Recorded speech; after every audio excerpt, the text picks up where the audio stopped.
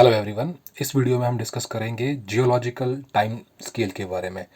Geological time scale जो है, ये जो हमारी अर्थ की जितनी भी हिस्ट्री रही है उसको एक क्रोनोलॉजिकल ऑर्डर में लगाने के लिए जो है सबसे बेस्ट स्केल है। तो जियोलॉजिकल स्केल कैसे बनता है, इसके क्या बेनिफिट हैं, इसको कैसे डिवाइड किया गया है, इसको हम इस लेक्चर में देखेंगे। और ये आपके एग्जामिनेशन पॉइंट ऑफ व्यू से बहुत इंपॉर्टेंट लेक्चर है। तो बात करूँ जियोलॉजिकल टाइम स्केल की, तो ये क्या है, क्रोनोलॉजिकल मेजरमेंट है जो कि डिस्क्राइब करती है इवेंट्स को और उनका रिलेशनशिप उस टाइम क्या था, कैसे था, अर्थ की हिस्ट्री के साथ, है ना। अर्थ का इवोल्यूशन जैसे जैसे हो रहा था वैसे वैसे जो उसमें लाइफ है वो किस तरीके से आ रही थी, उन सभी का जो एक रिलेशनशिप है, इसको बोलते हैं जियोलॉजिकल टाइम स्केल।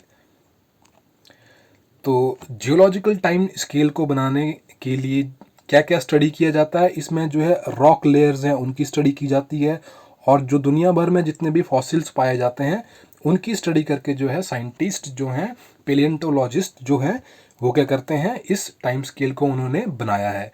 तो पेलियंटोलॉजी क्या है, स्टडी ऑफ फॉसिल्स को बोलते हैं पेलियंटोलॉजी, जिसमें कि उसकी जो एज क्या है, कैसे ये बना है, उसका जो इवोल्यूशन जो हुआ है उसका क्या महत्व है, इस सभी की स्टडी की जाती है, उसको बोलते हैं पेलियंटोलॉजी।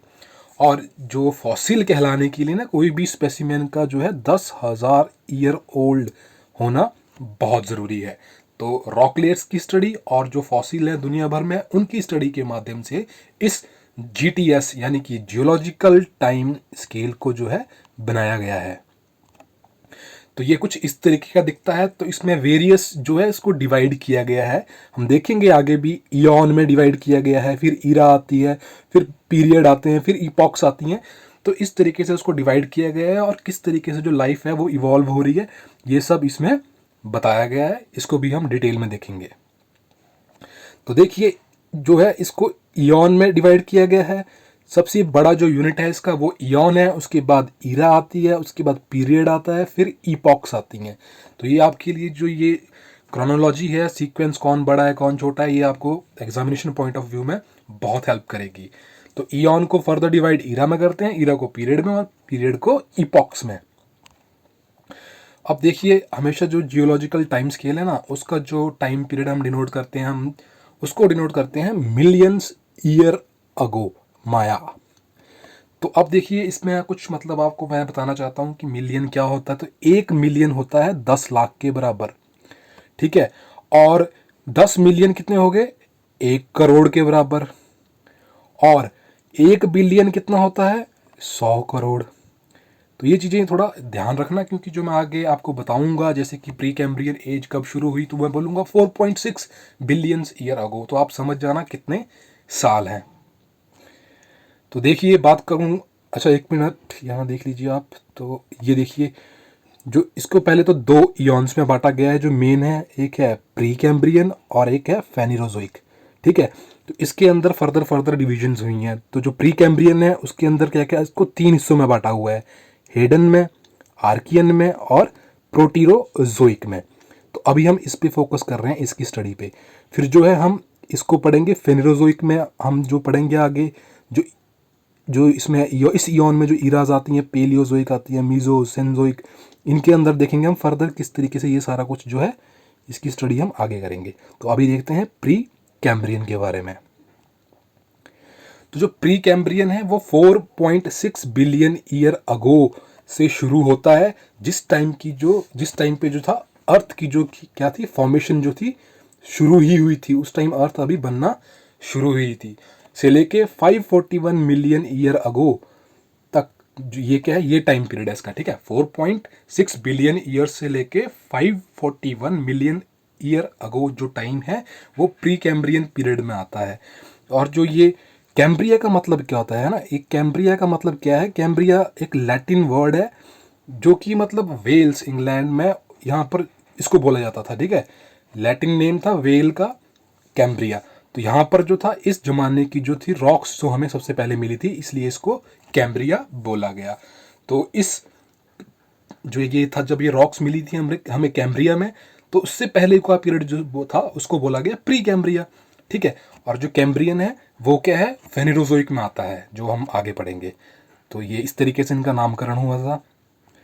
और ये देखिए जो ये मैंने कहा ना, ये वाला जो टाइम पीरियड है प्री कैम्ब्रियन पीरियड, इसमें जो है अर्थ की जो है near about 88% of earth history यहाँ पर है ना।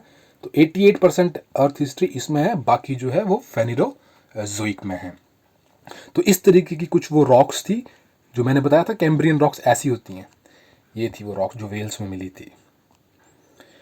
तो ये देखिए, अच्छा अब यहाँ आप देखिए, पहले सबसे पहले अब मैं इसको शुरू करता हूँ प्री कैम्ब्रियन। तो इस टाइम पे जो था अर्थ अभी बनना, इसमें जो था अर्थ की फॉर्मेशन जो बिगिन हुई थी। तो अर्थ इनिशियली क्या थी, एक हॉट मोल्टन जो थी गैशियस फॉर्म में थी। ठीक है, धीरे धीरे धीरे धीरे क्या हुआ, वो गैस जो थी वो कूल डाउन हुई, और कूल डाउन होके जो है वाटर वेपर के थ्रू वो है रेन हुई, और जो है कंडेंसेशन होके नीचे रेन हुई, और धीरे धीरे वो एज गैस कन्वर्ट हुई लिक्विड में। ठीक है, तो क्या है, पूरे अर्थ पे जो उस टाइम क्या था, पानी था। सारा जो कॉन्टिनेंट था ना, वो जो सब पानी के नीचे दबे हुए थे, तो पानी ही था यहाँ पर। तो इस टाइम पे जो गैस लिक्विड में कन्वर्ट होना शुरू हो गई थी, और उस टाइम पे जो क्रस्ट की फॉर्मेशन भी शुरू हो गई थी, है ना। ये देखो ये लिखा हुआ है, ओल्डेस्ट रॉक हमें जो है आर्कियन जो इरा है उस टाइम की जो रॉक्स हैं, सबसे ओल्डेस्ट आर्कियन रॉक्स होती हैं। और साथ ही जो मैंने कहा ना, पानी वहाँ आ गया था, पानी पानी और वो पानी था ना, वो गर्म पानी था, थोड़ा वार्म वाटर था, क्योंकि उस टाइम पे जो था वॉल्केनिक एक्टिविटीज़ जो थी वो अर्थ के अंदर बहुत ज़्यादा थी। तो गर्म पानी के अंदर जो था फर्स्ट टाइम जो थी लाइफ जो है बिगिन हुई। तो जो लाइफ बिगिन की वो थे प्रोटीरोजोआ। प्रोटीरोजोआ यानी कि प्रोकैरियोट सेल। ठीक है, तो सबसे पुराने सेल प्रोकैरियोटिक सेल इसलिए हैं क्योंकि ये सबसे पहले लाइफ इनकी शुरू हुई थी ओशियन में। तो उनको बोलते हैं प्रोटीरोजोइक, है ना। तो ये प्रोटीरोजोइक फेज है। तो अब देखिए, और इस तरीके के जो था इनवर्टिब्रेट सॉफ्ट बॉडीड, ये देखिए इस तरीके के जानवर वो पानी में रहते होते थे। ठीक है, इस प्री कैम्ब्रियन में। और ये कुछ और हैं जो इग्लिनिया पैरामीशियम टाइप, जो अमीबा, ये सब जो थे प्री कैम्ब्रियन में देखे गए थे। तो अब देखते हैं, अब हमने ये चीज़ तो कर ली, ये हमारे लिए इतनी इंपॉर्टेंट नहीं है एग्जामिनेशन पॉइंट ऑफ व्यू से। बस इसमें याद रखिएगा कि 88% जो है अर्थ हिस्ट्री इसमें समाई हुई है।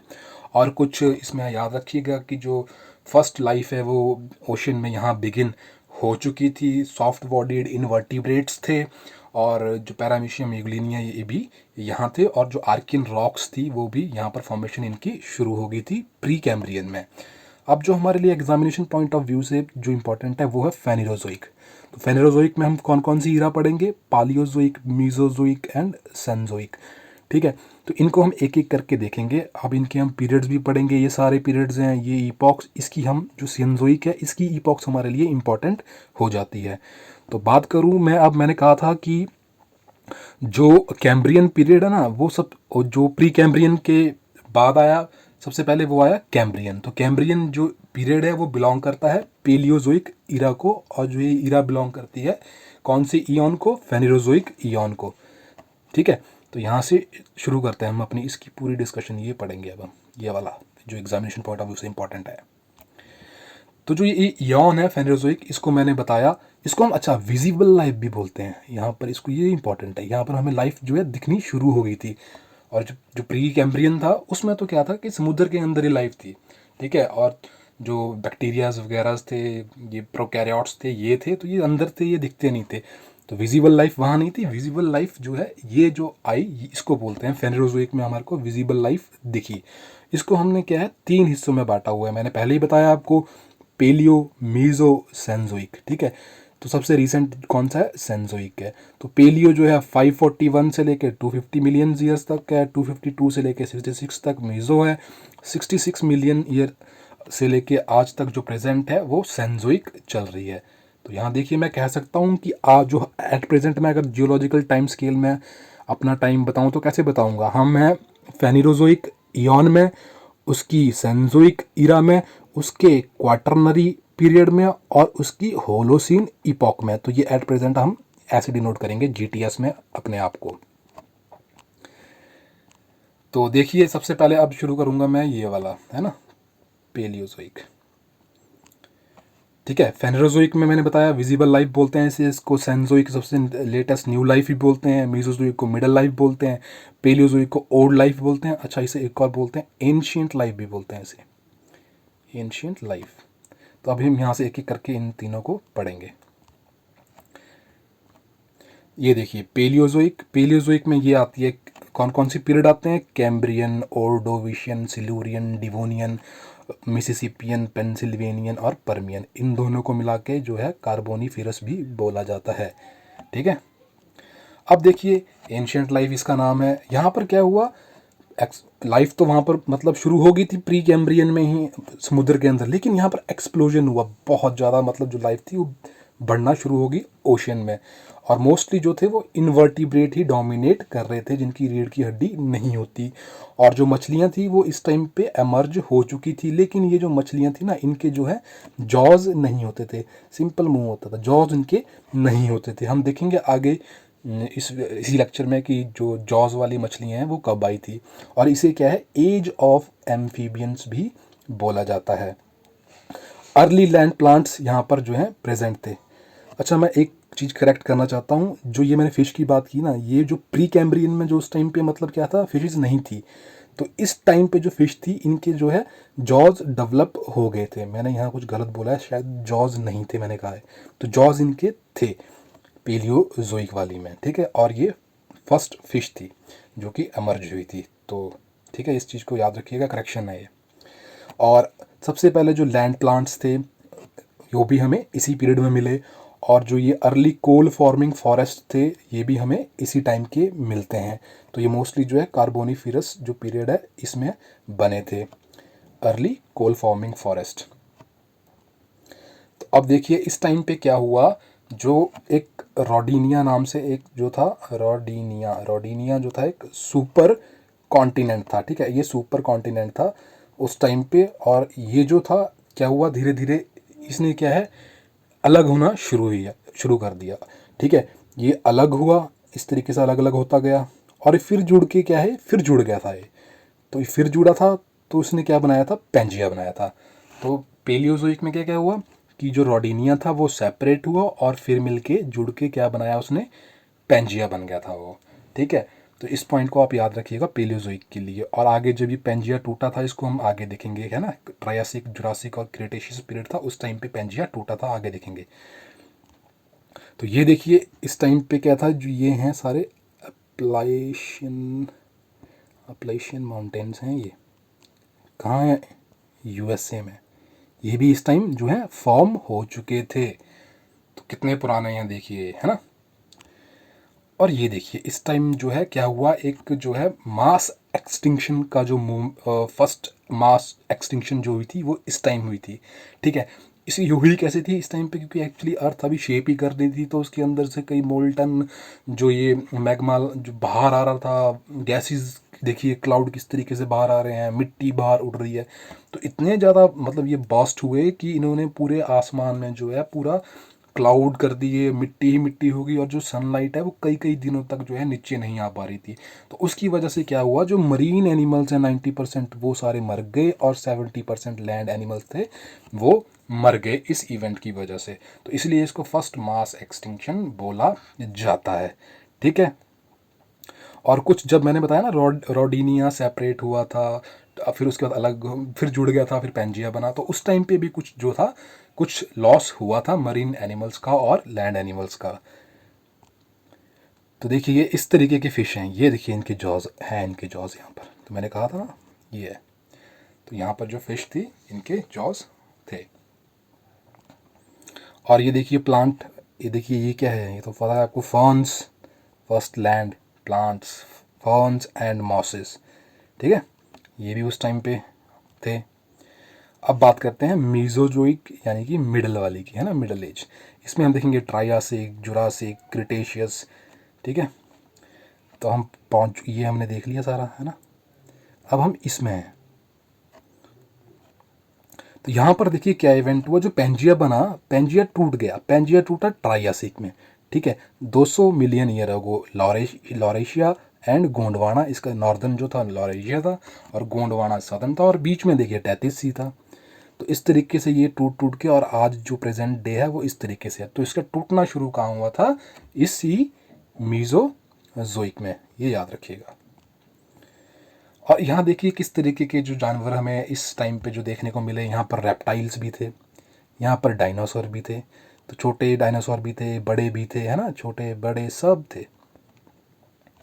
अब देखिए क्या क्या था यहाँ पर? रेप्टाइल थे, स्मॉल मैमल्स थे।